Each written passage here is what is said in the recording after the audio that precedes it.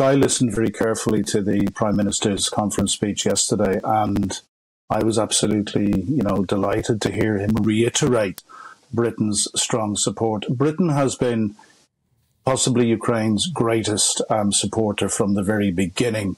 The Prime Minister mentioned being the first to give battle tanks and being the first to give long-range artillery with the Storm Shadow earlier on this summer, but we were also the very first before the invasion even happened to provide significant amounts of lightweight defensive anti-armour weapons, which were quite possibly responsible for saving Kyiv in the early days.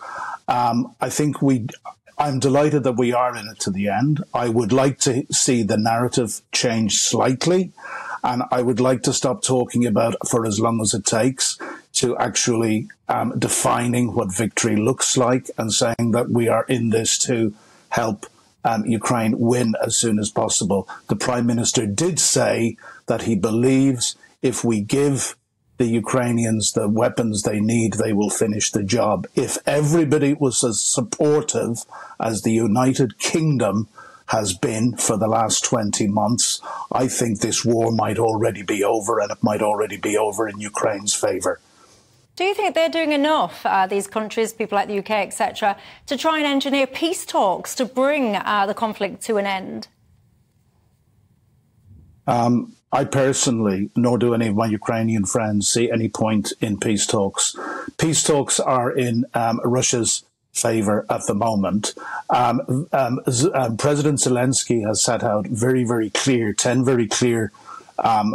preconditions for peace talks. And the first one of those is that Russia takes its soldiers off Ukrainian soil and back to 1991 borders. We know that Russia is taking a severe beating on the battlefield, and that peace talks and freezing the conflict where it would be very much in Russia's favour.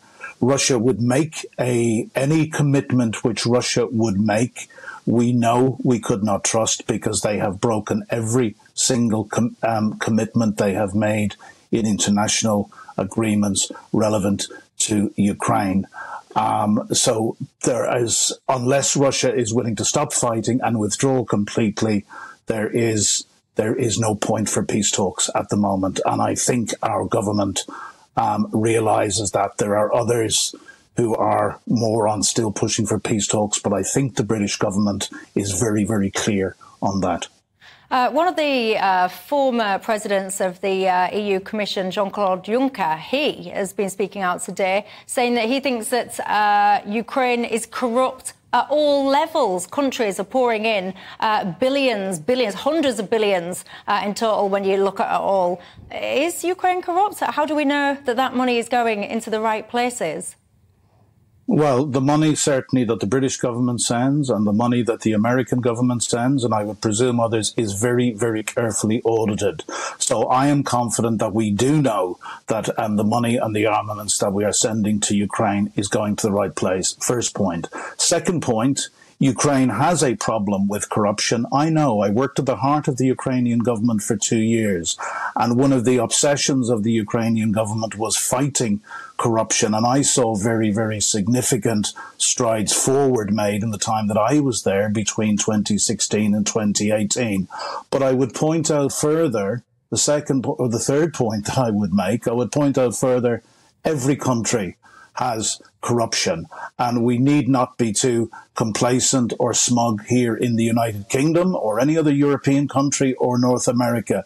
The problem is Western countries are tending to hold Ukraine to a higher standard than they do themselves. And my final point, Michelle, is that, accession to the EU is not going to happen overnight. It never was.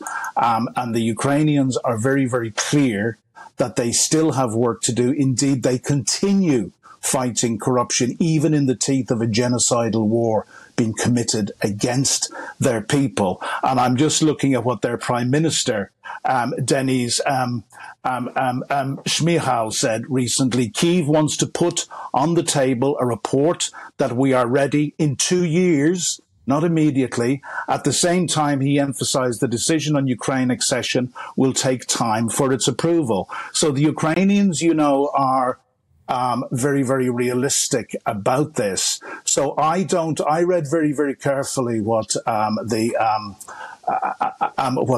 Jean-Claude Juncker said, and he did not say that Ukraine should never join. What he said was Ukraine is not ready for accession overnight.